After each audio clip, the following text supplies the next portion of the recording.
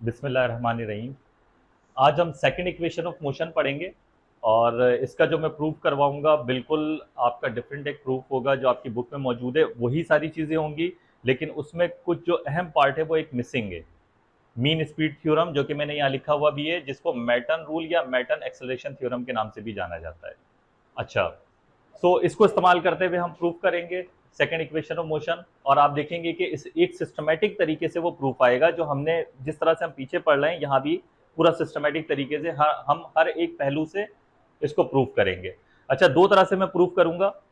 पहले लेक्चर में जो मेरा प्रूफ होगा उसमें मैं मीन स्पीड थ्योरम का इस्तेमाल करूंगा, इसकी बेसिक्स बनाएंगे और एक तरह से हम प्रूफ कर लेंगे। यहाँ पर जो सेकंड प्रूफ होगा उसमें वही डायग्राम हम इस्तेमाल करेंगे, लेकिन एक नए अंदाज में, और वो प्रूफ आपकी बुक में भी मौजूद है। तो दोनों तरह से आप प्रूफ कर सकते हैं। असल जो चीज़ है वो ऑल इन ऑल आपका मीन स्पीड थ्योरम ही यूज हो रहा है, ये आपकी बुक में मिस है। इसको समझते हैं कि इसका क्या काम है और ये क्यों जरूरी है, कहाँ से आया है ये, और इसका क्या पर्पस है।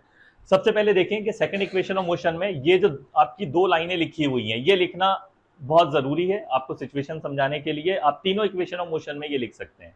इसमें सिचुएशन हमने बताई है कि कंसीडर एन ऑब्जेक्ट, एक ऑब्जेक्ट है वो मूव कर रहा है इनिशियल वेलोसिटी वी आई से और फाइनल वेलोसिटी वी एफ से, और एक्सेलरेशन उसमें लग रहा है ए, वो डिस्टेंस कवर करता है एस और टाइम टी में। सिंपल ये बात आपने लाजमी लिखनी है। तो सेम बात आप तीनों इक्वेशन ऑफ मोशन में लिख सकते हैं। उसके बाद यहां जो मैंने इसको प्रूव करने के लिए स्टार्ट किया है कि जो हमने last first equation of motion में देखा था कि उसमें डिस्टेंस नहीं था, तो अब हमारा टारगेट है कि डिस्टेंस पता करना है। एक्सेलरेशन वाली मोशन में हमने डिस्टेंस पता करना है। पिछले एक्सेलरेशन वाले लेक्चर में मैंने आपको बताया था कि मैंने जगह छोड़ दी थी कि डिस्टेंस वहां पे हम नहीं पता कर सकते हैं, क्योंकि वेलोसिटी इंक्रीज हो रही है, कीप इंक्रीजिंग, वेलोसिटी मुसलसल इंक्रीज हो रही है, तो डिस्टेंस ऐसे पता नहीं लगेगा। तो उसी के लिए हमने मीन स्पीड थ्योरम या मैटन रूल, ये कॉलेज का नाम है जहां पर ये निकोल ओरिज्मा, ये एक मैथमेटिशियन था, तकरीबन 14वीं सदी में, 1330 भी आता है, 1360 भी, मुख्तलिफ डेट्स आती हैं इसकी, उसमें इसने ये थ्योरम प्रूव किया था। अच्छा, इसी से रिलेटेड एक और थ्योरम है जो 15वीं सदी में गैलीलियो ने प्रूव किया था, लॉ ऑफ फॉलिंग बॉडीज के हिसाब से। ये थ्योरम था कि ये जनरल एक थ्योरम है, लॉ ऑफ फॉलिंग बॉडीज, यानी कि गैलीलियो ने पेश किया था कि अगर आप कोई बॉडी को फॉल करते हैं, छोड़ते हैं, तो अंडर ग्रेविटी वो किस तरह से डिस्टेंस कवर करता है। वो स्पेसिफिकली उससे रिलेटेड था, लेकिन दोनों चीजें सेम है, एक्सेलरेशन वहां भी है, एक्सेलरेशन यहां भी है, लेकिन ये पहले आया था 14वीं सदी में। डिस्टेंस मालूम करने के लिए अभी तक जो हमारे पास इक्वेशन मौजूद है वो वेलोसिटी की इक्वेशन मौजूद है। देखें इसमें डिस्टेंस, डिस्प्लेसमेंट, जब जब भी मैं डिस्टेंस कहूंगा तो आपने डिस्प्लेसमेंट ही समझना है। तो डिस्प्लेसमेंट मौजूद है यहां पर। सो इसी से हम डिस्प्लेसमेंट को सेपरेट कर लेते हैं। वेलोसिटी बराबर है displacement divided by time. Displacement यही रहेगा, टाइम डिवाइड हो रहा है, इक्वल के इधर आकर मल्टीप्लाई हो जाएगा, जैसे आप समझते हैं। तो वेलोसिटी मल्टीप्लाई बाय टाइम बराबर आ जाएगा डिस्प्लेसमेंट के। इसको राइट पे लिखने के बजाय लेफ्ट पे लिख दिया, वेलोसिटी मल्टीप्लाई बाय टाइम को मैंने राइट पे लिख दिया। ये डिस्प्लेसमेंट है। अब प्रॉब्लम क्या है, आप जरा डायग्राम देखें, दोबारा से मैं आपको रिकॉल करवाता हूं। सिचुएशन क्या थी कि एट टाइम 0 सेकेंड, अगर 0 सेकेंड गुजरा है और ये ऑब्जेक्ट 2 मीटर पर सेकेंड की वेलोसिटी से मूव कर रहा है, 1 सेकेंड बाद ये 2 मीटर फासला तय कर लेगा पूरा का पूरा। ओके, इसकी जो वेलोसिटी होगी v1, वो होगी 2 मीटर इन 1 सेकेंड। अच्छा, जब ये यहां पहुंचेगा तो 2 मीटर फासला तय कर चुका होगा 1 सेकेंड में। ओके, अगर मैं इसको बीच में देखना चाहूं तब भी ये 2 मीटर पर सेकेंड की स्पीड से फासला तय कर रहा होगा, क्योंकि टाइम आधा हो गया। तो हर जगह पर ये क्या कर रहा है, सेम स्पीड से चल रहा है। यहां पे कहीं स्पीड चेंज तो नहीं हो रही, ये हमने एक्सेलरेशन वाली लेक्चर में समझा था अच्छी तरह से। इसी तरह से अगर ये अगला सेकंड भी सेम स्पीड से गुजारता है, टाइम 2 सेकेंड हो जाए, और इस सेकंड में भी इसकी स्पीड अगर सेम रहती है तो 2 मीटर पर सेकंड, इसका मतलब ये इस पूरे जर्नी में हर जगह पर इसकी स्पीड 2 मीटर पर सेकंड है। हाँ, इधर डिस्टेंस अलग है, टाइम अलग है, बट जब डिस्टेंस और टाइम को आप डिवाइड करेंगे तो 2 मीटर पर सेकंड ही आ जाएगा। तो हर जगह पर सेम स्पीड है, क्योंकि v1 से v2 तक पहुंचने पे स्पीड नहीं बदली। अब अगर स्पीड बदल जाती है तो हमने क्या देखा था, अगर ये टाइम 2 सेकेंड से 3 सेकेंड पे पहुंचा, इस 1 सेकेंड के अंदर इसकी स्पीड आपने चेक की तो ये 6 मीटर पर सेकेंड हो गई। इसका मतलब इसने 1 सेकेंड लगाया स्पीड को 2 से 6 करने में, तो कितनी स्पीड बढ़ाई है इसने, 4 की स्पीड बढ़ाई है। यहाँ स्पीड बढ़ रही है, तो इसका मतलब 1 सेकेंड पूरा लगा इसको 6 की स्पीड करने में, 2 से 6 करने में, यानी 4 की स्पीड बढ़ाने में। सो इट मींस कि यहाँ पे अगर इसकी स्पीड 2 मीटर पर सेकेंड थी, थोड़ा सा आगे जाके 2.1 मीटर पर सेकेंड हो गई होगी, और आगे जाके 2.2 मीटर पर सेकेंड हो गई होगी। तो स्पीड मुसलसल बढ़ रही है, 2.3 मीटर पर सेकेंड हो गई होगी, यहाँ कहीं इसकी 4 मीटर पर सेकेंड हो जाएगी, यहाँ कहीं इसकी 5 मीटर पर सेकेंड हो जाएगी। ठीक है, अब हो क्या रहा है, जरा गौर करें कि जब मुसलसल स्पीड बढ़ रही है तो तय किया गया फासला भी बढ़ रहा है मुसलसल, क्योंकि स्पीड बढ़ गई। पहले ये 2 मीटर फासला तय करना चाहता था 1 सेकंड में, अब ये 2.1 मीटर करना चाहता है अगर इसको पूरा सेकंड मिल जाए तो, लेकिन पूरा सेकंड नहीं मिल रहा, अगले ही लम्हे 2.2 हो गई है। तो कंटिन्यूअसली इंक्रीज हो रही है, तो जब स्पीड ही इंक्रीज हो रही है तो डिस्टेंस भी उसके साथ साथ इंक्रीज हो रही है। यहां पर ये प्रॉब्लम थी, तो इट मींस कि ये डिस्टेंस और ये डिस्टेंस सेम नहीं होगा, ये 4 मीटर नहीं होगा डिस्टेंस, यहाँ पे स्पीड कंटिन्यूअसली बढ़ रही है, हर पिछला डिस्टेंस अगले लम्हे से बड़ा होगा। ये प्रॉब्लम थी, अगर स्पीड बढ़ती है तो हम डायरेक्टली डिस्टेंस नहीं पता कर सकते। अब इसी सिचुएशन को मैं स्पीड टाइम ग्राफ पर प्लॉट करके आपको दिखाता हूं। ग्राफ आप समझ चुके हैं अच्छी तरह से, 2 डायमेंशनल ग्राफ क्या होता है। मैं वाई एक्सिस पे स्पीड प्लॉट कर रहा हूं और एक्स एक्सिस पे मैं प्लॉट कर रहा हूं टाइम। ये ओरिजिन है 0 0, टाइम भी 0, स्पीड भी 0। यहां पर मैंने कुछ भी टाइम ले लिया t1 सेकेंड, ये बात समझ आती है, कोई भी टाइम हो गया भाई, 2 सेकेंड है जैसे यहां लिया था, कोई भी टाइम स्टार्ट कर लिया मैंने, और यहां पर मैंने ले लिया t2 सेकेंड। मान लें कि 2 सेकेंड से चला और 5 सेकेंड पे पहुंच गया, या इस तरह समझ लें कि ये 1 सेकेंड से चला और 3 सेकेंड पे चला गया, तो टोटल जो इसका डेल्टा टी होगा t2 माइनस t1, उसको हम t भी लिख देते हैं। अब ये कुछ भी हो सकता है, ये जो गैप है ये 3 सेकेंड भी हो सकता है, 4 भी हो सकता है, 5 भी हो सकता है, मैंने जनरल बात लिख दी कि हर टाइम के लिए ये वैलिड होगा। ऐसा ही है ना, डेल्टा टी हर टाइम के लिए वैलिड होगा, t2 माइनस t1 करेंगे। ओके, अब जब इसका टाइम t1 सेकेंड था तो हमने देखा कि इसकी स्पीड 2 मीटर पर सेकेंड थी, v1 2 मीटर पर सेकेंड। स्पीड से मुतालिक आपने याद रखना है, जब भी मैं स्पीड कहूंगा तो वेलोसिटी समझना है, और डिस्टेंस कहूंगा तो डिस्प्लेसमेंट ही अभी के लिए आपने समझना है। अच्छा, अब इसको हम किस तरह लिखते हैं बच्चों, एक्स वाई एक्सिस पे किस तरह प्लॉट करते हैं। इसको हम प्लॉट करते हैं, जितना टाइम लिया उतना ही आगे जाओ एक्स एक्सिस में, और जितनी स्पीड वाई एक्सिस पे तो उतना ही ऊपर आ जाओ। तो ये पहला पॉइंट आ गया आपका। यहाँ पे कोऑर्डिनेट क्या होंगे, t1 v1, ऐसे ही करते हैं ना हम, तो ये पहला पॉइंट आ गया। तो अभी ये कोऑर्डिनेट के हिसाब से आपने याद रखना, ये पहला पॉइंट आ गया। ओके प्यारे बच्चों, जब ये इतना टाइम लेगा तो इसके लिए मैं एक लाइन बना देता हूं। ये t1 से स्टार्ट हुआ है, t2 यहां पर है, तो ये लाइन आप देख सकते हैं, ये टाइम इतना लगा है t2 माइनस t1, ये डिस्टेंस, ये t2 माइनस t1 है, इतना टाइम इंटरवल लगा है इसके अंदर। ओके, अब जरा आप गौर करें साथ में कि अगर जैसे ही मैं थोड़ा सा टाइम आगे बढ़ाता हूं, इसको ऐसे समझ लें, ये भी एक्स एक्सिस की लाइन है, पैरेलल है, एक ही बात है। जरा सा टाइम बढ़ेगा तो क्या स्पीड 2 मीटर पर सेकंड ही है यहाँ पर। अगर 2 सेकंड से जरा सा टाइम बढ़ा तो क्या अभी भी स्पीड 2.1, इसका मतलब थोड़ी सी बढ़ गई। कहां बढ़ानी पड़ेगी, जब टाइम आगे बढ़ाया तो स्पीड ऊपर बढ़ती है, तो मुझे थोड़ा सा ऊपर पॉइंट, दूसरा पॉइंट लगाना पड़ेगा। इसी तरह से थोड़ा सा और टाइम बढ़ाया तो स्पीड मजीद बढ़ गई, थोड़ा सा और टाइम लगाया स्पीड मजीद बढ़ गई, इसी तरह ये स्पीड बढ़ती चली जाएगी। ऐसे ये टाइम गुजरता रहेगा, स्पीड बढ़ती रहेगी। अब ये जो बीच में मैंने पॉइंट्स छोड़े में, क्या यहाँ पर टाइम और स्पीड नहीं बढ़ ली थी, क्या बढ़ ली थी। इसका मतलब अगर मैं सारे पॉइंट्स क्लोजली लगा दूंगा तो ये आपको एक लाइन नजर नहीं आएगी, बिल्कुल लाइन नजर आएगी। तो इसको मैं एक लाइन बना देता हूं, तो ये लाइन बन जाएगी। ओके, यानी इतना टाइम गुजरते के साथ साथ मैक्सिमम स्पीड इतनी पहुंच गई थी, और इस स्पीड को मैं लिखता हूं कि ये स्पीड यहाँ वाई एक्सिस पे समझ लें कि ये फाइनल स्पीड थी vf, साथ में एग्जाम्पल के साथ समझते हैं 5 मीटर पर सेकेंड। मैं यहाँ ये वाला 6 नहीं ले रहा, मान लें इसको 5 कर लें, कोई मसला नहीं है, ताकि आपको इससे रिलेट कर जाइए। 3 4, अब समझ आता है, 2 3 4 5, इससे रिलेट कर रहे हैं हम इसको, तो 5 मीटर पर सेकेंड हो गई। अब ये तो आ गया आपके पास टाइम t, ये डिफरेंस t आ गया। और प्यारे बच्चों, ये जो आपका डिफरेंस होगा, इसको देखें, ये क्या होगा, इसको मैं vi करता हूं, ये होगा vf माइनस vi। भाई इतना गैप आपको चाहिए तो ये vf माइनस vi होगा।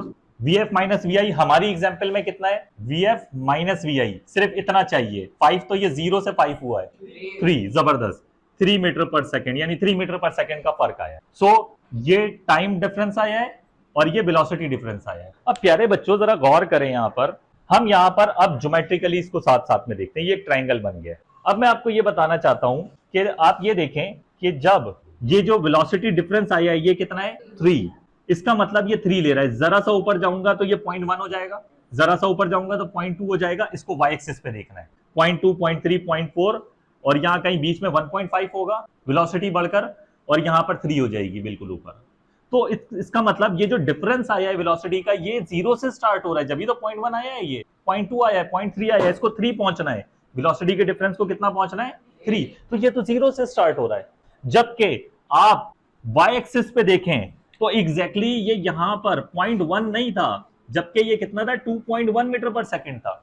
जरा गौर करिएगा बात को, यहां पर ये 2.1 मीटर पर सेकंड था, लेकिन इसने इस 2 को छोड़ दिया, इसने सिर्फ 0.1 माना है। इसी तरह से जरा सा मैं और ऊपर जाऊंगा, मान ले यहां पर आ गई 2.5 मीटर पर सेकंड की स्पीड, ये तो 0.5 मान रहा है। सो ये चल रहा है, ये इस 2 को नहीं देख रहा, ये 0 से स्टार्ट कर रहा है 0.1 और ये 0.5 देख रहा है। यहां कहीं बीच में आ जाएगा इसका 3.5 मीटर पर सेकंड आ जाएगी बीच में, लेकिन ये कितनी दे रहा है? 1.5। इसका मतलब हर एक जगह पर, बताने का मकसद ये, हर एक जगह पर इधर 2 की कमी है। बात समझे जरा, यहां पर हर एक जगह पर 2 की कमी है। ये इस 2 स्पीड को खाते में नहीं ले रहा, ये सिर्फ वेलोसिटी डिफरेंस को खाते में ले रहा है। ये बात समझ आती है? ये इंपॉर्टेंट पॉइंट है यहां पर समझने लायक। ये इसमें हर जगह पर, जबकि 2 की स्पीड भी तो मौजूद है, वो 2 की स्पीड नहीं ले रहा। उसूलन 2.1 होना चाहिए, ये 0.1 ले रहा है। 2.5 होना चाहिए, ये 0.5 ले रहा है। 3.5 होनी चाहिए, ये 1.5 ले रहा है। हर जगह पर 2 की कमी आ रही है। सो उसको भी हमने कवर करना है। अब ये जो 2 की कमी है, इसको हम कैसे पूरा करेंगे वो मैं बताता हूं। पहले आपको एक चीज बता दूं, यहां पर हमने एरिया का कॉन्सेप्ट पढ़ा था। एरिया क्या होता है? Length multiply by height. ये एरिया किसका है? सिर्फ रेक्टेंगल का और स्क्वायर का। स्क्वायर असल में रेक्टेंगल की ही एक स्पेसिफिक फॉर्म है, जिसमें चारों साइडें बराबर होती हैं। तो आम जबान में कहूं तो रेक्टेंगल का एरिया है। सर्किल का एरिया अलग होता है फॉर्मूला, और ट्रायंगल का एरिया अलग फॉर्मूला होता है। ओके, अब जरा आप अपने ग्राफ पे गौर करें। ये है स्पीड और टाइम ग्राफ। यहां पर देखें, एरिया का फॉर्मूला मैं यहां लिखता हूं, एरिया ऑफ रेक्टेंगल बराबर होता है लेंथ मल्टीप्लाई बाय हाइट। ये होता है। हमारे केस में जो लेंथ है वो टाइम है, delta T. T2 minus T1 से आई है लेंथ। तो हमारे केस में जो लेंथ है वो है डेल्टा टी, या मैं उसको टी लिख देता हूं, मल्टीप्लाई। और हमारे केस में जो इस ट्राइंगल की हाइट है वो कितनी है? VF minus VI। बट जरा गौर करें, ये तो रेक्टेंगल का एरिया है, हमारे पास क्या बना हुआ है? ट्रायंगल। ट्रायंगल का एरिया असल में आधा होता है रेक्टेंगल से, रेक्टेंगल का हाफ होता है। किस तरह से, ये जरा समझें। आप जहन में जरा सोचें कि इस ट्रायंगल की एक और कॉपी ले लें, एक और इमेज बना लें, और इसको इसी के ऊपर, इस लाइन के ऊपर पलट के रख दें, तो ये आपको एक रेक्टेंगल नजर आएगा। तो इसका मतलब आधा यहां पर और आधा यहां पर। देखें, इस तरह आपने इमेजिन करना है कि ये एक और कॉपी बनाई आपने, मैं डैश से बना रहा हूं इसको। सो ये इसी की कॉपी है। अगर ये 2 हो जाएं तो ये रेक्टेंगल बन जाएगा। मुझे चाहिए, मेरा जो रिक्वायर्ड है वो नीचे वाला ट्रायंगल है, तो आधा है, तो मैंने डिवाइडेड बाय 2 कर दिया, तो ये क्या बन जाएगा? एरिया। ये आधा कर दिया तो ये क्या बनेगा? एरिया इस ट्रायंगल का, नीचे वाले का, जो मुझे चाहिए। ये तो मेरी डायग्राम में नहीं आया ना, ये मेरी डायग्राम में आया। अब यहां पर जरा गौर करें बच्चों कि जो स्पीड टाइम ग्राफ के अंदर एरिया होता है, स्पीड मल्टीप्लाई बाय टाइम, इसको हम फिजिक्स में कौन सी क्वांटिटी का नाम देते हैं? डिस्टेंस या डिस्प्लेसमेंट, आम वर्ड में कह लें तो असल में ये डिस्प्लेसमेंट है। ये बात समझ आती है? तो ये तो आ गया अभी इसका एरिया, जो कि आया है आपके पास डिस्प्लेसमेंट बराबर है, मैं हाइट पहले लिख दूं, लेंथ बाद में लिख दूं, कोई फर्क नहीं पड़ता, एक ही बात है। ये हो जाएगा VF minus VI multiply by T divided by 2। ये इस ट्रायंगल का एरिया आ गया, जो कि डिस्प्लेसमेंट के बराबर है। ओके, बट ये ट्रायंगल के एरिया में हर लम्हे जो पहले से इसकी स्पीड थी 2, उसकी कमी है। ये बात भी मानते हैं आप? बिल्कुल। अब वो कमी को भी तो पूरा करना है ना, वो भी तो स्पीड है जो हर लम्हे मौजूद है। उसको किस तरह से कैलकुलेट करेंगे, उसको किस तरह से हम निकालेंगे? एरिया बताता है डिस्प्लेसमेंट। अब 2 मीटर पर सेकंड की स्पीड की कमी है इस पूरे टाइम में, इस पूरे टाइम इंटरवल में हर जगह पर 2 मीटर पर सेकंड की स्पीड की कमी आ रही है। सो इसको कैसे निकालेंगे? इसको ऐसे निकालेंगे प्यारे बच्चों कि एरिया है लेंथ इनटू हाइट। इसका मतलब 2 की मैं हाइट बनाता हूं, ये हाइट हम कहां बनाएंगे? ये हाइट बनाता हूं मैं यहां पर। देखें, ये 0 से स्टार्ट हो रहा था ना, सो ये हाइट आ गई 2 की, और कितना टाइम लगा? इतना टाइम लगा। सो ये लेंथ आ गई जो ब्लैक में बनी हुई है, और इससे मैं एरिया बनाने के लिए रेक्टेंगल कंप्लीट करना पड़ेगा मुझे, क्योंकि जैसे ही मैं लेंथ मल्टीप्लाई बाय हाइट करूंगा तो वो एरिया दे देगा, इसलिए रेक्टेंगल बना दिया इसका। सो ये वाला एरिया उस कमी को पूरा कर रहा है जो यहां पर रह गई थी 2 मीटर पर सेकंड की स्पीड की, वो ये एरिया कवर करता है। तो ये वाला एरिया किस तरह आएगा? डिस्प्लेसमेंट बराबर होगा, इसकी वेलोसिटी कितनी थी? VI मल्टीप्लाई बाय टाइम, तो ये आ गया height multiply by length. Length height कर दें या हाइट लेंथ कर दें? ये दोनों एरियाज को मैं मिलाऊंगा तो टोटल मेरे पास आ जाएगा कि कितना डिस्प्लेसमेंट कवर हुआ है। ऐसे ही है। अब इसको मैं नाम दे देता हूं S1, इसको मैं नाम दे देता हूं S2, क्योंकि दो हैं, दोनों को ऐड करना पड़ेगा मुझे। इस हिसाब से ये S2 हो जाएगा। इधर मैं इसके साइड में लिख देता हूं ये एरिया ऑफ ट्राइंगल है। यहां तक क्लियर है मामला? आप चाहें तो यहां पे पॉइंट्स देकर, पॉइंट के नाम देकर भी कि ये A B C D E नाम है, इसके हिसाब से भी आप यहां पर एरिया ऑफ ट्राइंगल मेंशन कर सकते हैं। मिसाल के तौर पर मैं नाम दे देता हूं कि ये जो पॉइंट था A था, ये B C D और ये E पॉइंट है। सो किस ट्राइंगल का एरिया मैंने लिया है अभी? ECD, ECD इस ट्राइंगल का एरिया लिया है। ठीक है, area of triangle, triangle ECD, इसका एरिया ये आ गया। अब मुझे एरिया ऑफ रेक्टेंगल भी लेना है। वो एरिया ऑफ रेक्टेंगल कौन सा है? ये रहा ABCE, इस रेक्टेंगल का एरिया लेना है। तो इस पार्ट को हम नीचे लिख देते हैं। अब ये सिर्फ समझाने के लिए मैंने पहले लिखा था, ताकि इसी से मैं एरिया ऑफ ट्राइंगल बना लूं। रेक्टेंगल को किस तरह मेंशन करते हैं? किसी भी क्वाड्रिलेटरल को इस तरह का स्क्वायर एक छोटा सा बना देते हैं, ABCE। इसको हमने क्या नाम दिया है? S1, जो कि बराबर है VI, पहली वेलोसिटी को VI का नाम दिया है, VI multiply by time, height multiply by time. अब आपको क्या चाहिए प्यारे बच्चों? ये टोटल एरिया दोनों मिलाकर बताएगा कि टोटल कितना डिस्टेंस कवर हुआ है, क्योंकि ये टोटल, ये वाला एरिया में जो 2 मीटर पर सेकंड की स्पीड थी उसकी कमी थी हर लम्हे, वो ये कवर कर रहा है, तो दोनों को मिलाना पड़ेगा। तो इस हिसाब से जो टोटल एरिया आ जाएगा वो बराबर होगा टोटल डिस्टेंस के टोटल डिस्प्लेसमेंट। ऐसा ही है। सो टोटल डिस्प्लेसमेंट को मैं लिख देता हूं S, जो कि बराबर होगा S1 प्लस S2। यहां पर ही रुक के मैं आपको एक बात बता देता हूं कि हमने पिछली इक्वेशन में वेक्टर एनालिसिस की थी कि वेलोसिटी में वेलोसिटी ऐड होती है, मैंने आपको बताया था एडिशन रूल।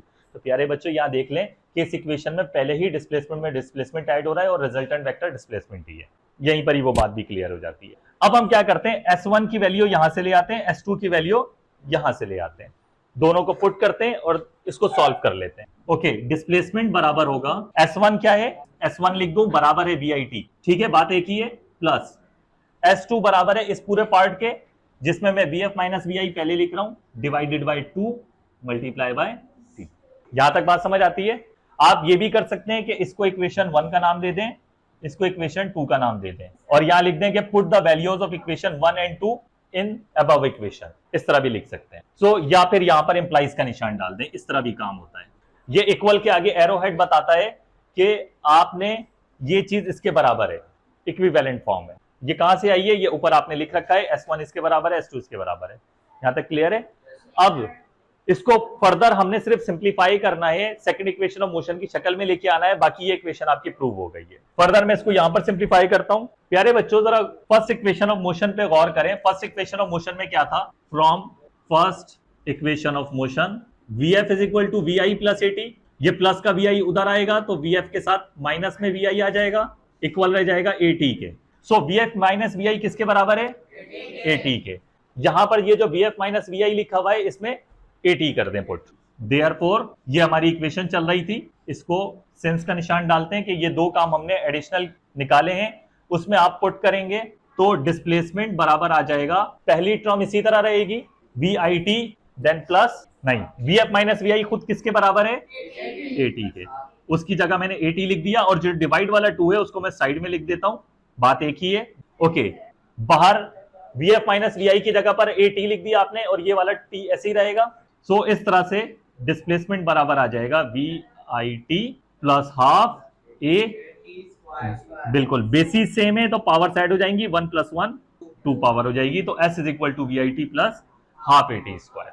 सो इस तरह से ये आपका मीन स्पीड थ्योरम के जरिए ये प्रॉपर्ली सॉल्व हो जाता है। अब आप देखें कि हमने किया क्या है।